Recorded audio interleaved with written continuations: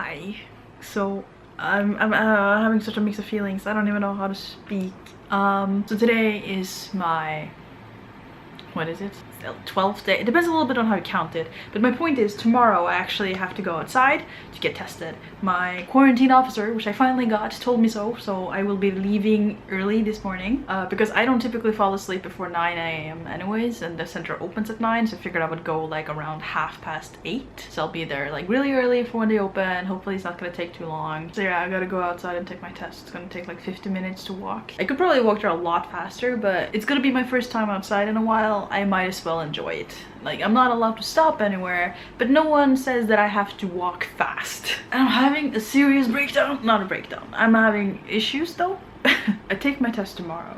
Then on Friday I will tidy, I will pack, I will, you know, fix everything. And on Saturday morning or Saturday at noon I get released. And I don't know how to feel about that.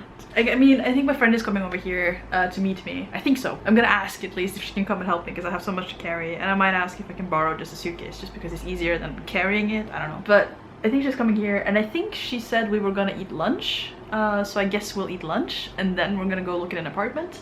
I was going to look at 2 apartments. One of them is taken, so I only have 1 apartment to look at. So it needs to be good so that I can move in right away. Pretty please. It needs to be good. I think it will be good. I hope it will be good. Location seems fine. The price is fine. The other apartment, actually, I was a little bit worried about the deposit. Like, I could make it. I could just make it. But I would have a very tight budget because of that. This apartment has a lower budget, like half of that. So I will be able to pay the deposit and the rent, and it will not be a major issue. Oh, but I have to go outside and actually deal with the world out there. And when I say deal, here's the thing. I will probably get used to it, but it's... I've never been here as a not tourist before. And here's the thing, I feel a little bit disadvantaged because even though I don't look Korean, I look Asian, and I look just Asian enough for people to speak to me in Korean and not really be ready for the foreignness. Whenever I travel with the boyfriend, I always have the big benefit of him being very white.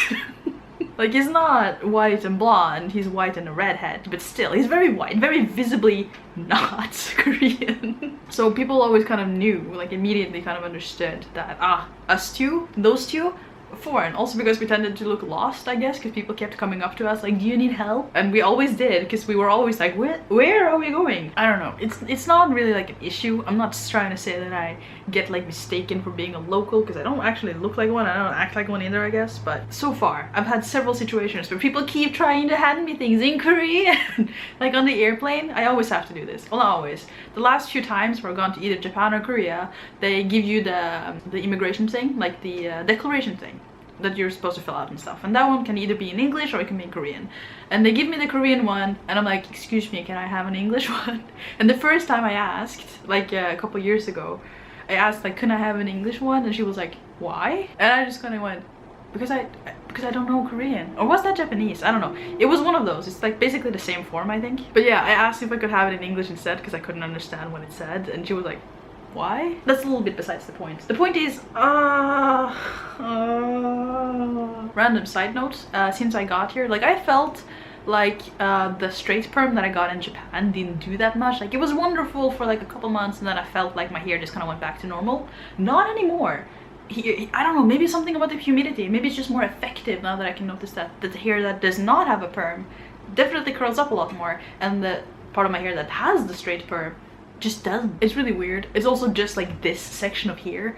Like there's some here, but most of it, this is too damaged, so it doesn't actually have a lot of perm left, or I don't know how that works, but this section is just a mess. It's an embarrassing mess, and this section is like so smooth. But anyways, I mean, the apartment that I'm going to look at, it was the apartment that I wanted the most, I think, partially because of the price. A part of me is like happy that I don't have to choose anymore. Like I can just look at that one, and if I like that one, I can just be like, yes, let's go for it. But what am I supposed to do if I don't? Or if there's a problem? If I'm like, I want to have it until the end of February, and she goes, no. What am I supposed to do then? Like, cause it said on the listing that short term was available, and I think it said like, you can have it for like 2-3 months if you want. Which is fine. Like if I can only have it for 3 months, if they have like a policy of short rent, sure. But you know, if she's like, no, 6 months is not okay, then what am I supposed to do? If I can't have that one, stress. I mean, I have a plan B. I always have a plan B. I never just wing it. Almost never. I'm a bit of a neurotic worrier and overthinker. I don't know if you can tell. So I tend to always have a plan B. I actually have a plan B and a plan C. So I mean, what's gonna make me not want it? Well, if it looks extremely shabby, like if there's a lot of mold in the bathroom, I don't know, man. I don't want to deal with that. So why am I looking for problems? If I'm lucky, it's just fine and I can have it immediately. And actually, it seems like there's several rooms in that building that are available, because I've seen like the same room, kind of like I've seen it listed several times but with different realtors. So I don't know what's up with that. I don't know, I just hope it's a place I can live. The first week I have to be in Seoul. Well, maybe not the whole week, but I feel like the first week I should be here because I have to go to actually have to go to school to, like, you know, get my student ID, like those kinds of things. There's some things that I actually need to show up for, to receive and to fix. Oh, my back hurts. Oh my god, it's just, I don't know, man. A part of me is not ready to start living in Korea. I knew this would happen. Like, this is an expected breakdown. I knew that I would feel this way at some point because up until now, like, nothing has felt, well, actually just a little bit. When my flight from Finland, I believe, from Finland took off, and I could sort of see just like familiar Nordic territory disappearing. At that point, I did sort of feel a little bit like I'm leaving everything I know behind. Because when I went from Bergen to Oslo, I'm just still in Norway. When I went from Oslo to Finland, I was still in a country that, you know, there was good English. I didn't feel that out of place there. But then when I was at the gate and like Korean people started showing up around me, that's when I got a little bit stressed. And then when the flight took off from Finland and I could sort of see everything that I am familiar with fall apart, but like, you know, fall behind, that's when I almost cried a little bit because I was like, oh shit, I'm actually going. But then I got here and then I was stressed out of my mind at the airport. And also, you've been very confined. Like, since I arrived in Korea, I have been very confined. At the airport, you know, you knew exactly where you had to go, so you just followed the lines. And then after that, I was in a designated waiting area for over 6 hours. That was wonderful. And that was like, you know, a closed off area of the airport. After that, I was guided about. And after that, I had a health official walking me around and like finally delivering me here. And I've been here ever since. So I haven't had any freedom here yet. I haven't had to actually be up and about and navigate things myself in a very large degree. Like, yes, I ordered some food for myself. I ordered groceries, but that's like no contact. So I didn't really... Ordering food delivery was like the most stressful thing I've done because there's a person out there. That's a minor thing, that's my fault. I will figure that out tomorrow because I need to order food tomorrow because I'm actually out of dinners. I thought I had one more, but apparently I can't count. There's like a whole world out there. There's a whole city, a whole country. I'm actually here. So 2 weeks in, almost, I finally realized that I have arrived in the South Korea. I am actually here. I signed up for this. I applied and paid for this, but I still don't think I realized that I'm actually gonna be studying. Oh man, why am I such a mess? And also, what am I and who am I and why am I? Oh, and also, a new patch in Genshin today. I hardly got to play the last one, but yeah, there's a new patch in Genshin today. I have a friend who's been doing like daily commissions for me so that I can get my primos, but I kind of want the new 5-star. I kind of want the Shogun. This is gaming stuff. I just want Wi-Fi again so I can play games. Oh, I need to pack. Like, I was so organized and then I stopped. Anyways, I'm actually here. No, I don't think I am. See, here's the problem. Part of the problem is the fact that I think about everything at once. I should just take it one step at a time. Like, think about it simply.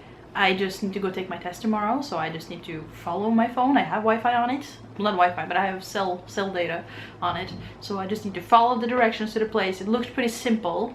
Like, it's mostly just follow the road, and then a couple times I need to cross the road. Just that stresses me out, but that's probably fine. So yeah, I just need to do that, like follow and go there and get there. And I've been there before and the routine is basically the same. I just go there, take a number, fill out the form, and then I go inside and I'm like, yes, I need to be grabbed in the nose. Not grabbed in the nose, what am I saying? I need to be, you know, in the nose. Other than that, it's fine. I've done it before, so I'm not too worried about that part. I'm a little worried always, but and then I walk back home and, you know, it's gonna be fine. And then I'm here again, and then I can just start preparing to be let out. Pack things, clean things, sort, organize. I'm almost out. It's so scary. Oh my god. Yeah. I don't know what to say about my state.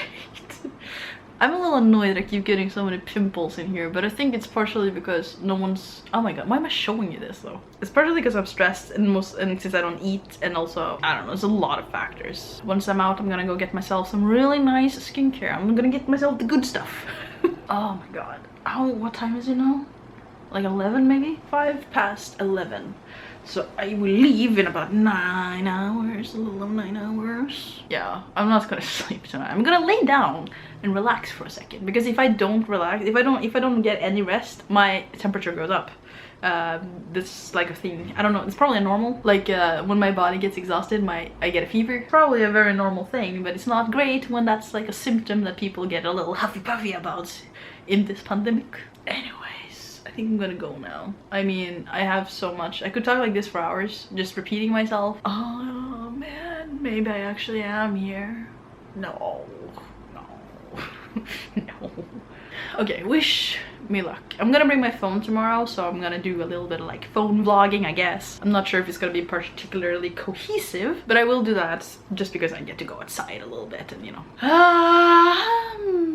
Thank you so much for watching. Do subscribe and stuff if you want to see how it goes and how my life in Korea will unfold. Yeah, I'll see you tomorrow, okay? And wish me luck. Wish me all the luck. And I'll see you tomorrow. Bye bye.